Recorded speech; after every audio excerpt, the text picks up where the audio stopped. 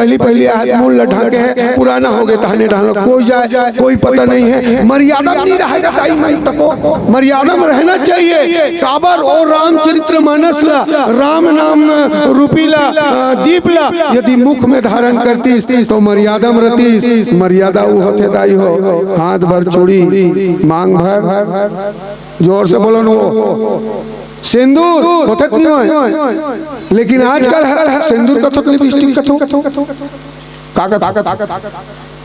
हाँ सिंदूर कोने लिपस्टिक नहीं दे रही साले डाले हाथ भर छोड़े मांग भर सिंदूर, ये होना चाहिए दाई हो। लेकिन आजकल कहाँ पावे, मांग भर सिंदूर नहीं रहा है, हाथ भर चूड़ी नहीं रहा है भैया। कैसे वो मीचिंग के जमाना है, हाँ सच्ची में जाना है, रामायण सुनने जाना है तब मीचिंग में पहनी, दिखावा करी तो दिखावा मत कर। ये चौपाई बोला थे दिखावा मत कर, अंदर भी साफ करना है और बहिरिल भी साफ करना है। तब तोला राम नाम के दीप जलाए लगी, अंदर में मुख में रखे लगी, तब कहीं जाके तोर मन उजियारा हो जाई, अन्यथा होने वाला नहीं है।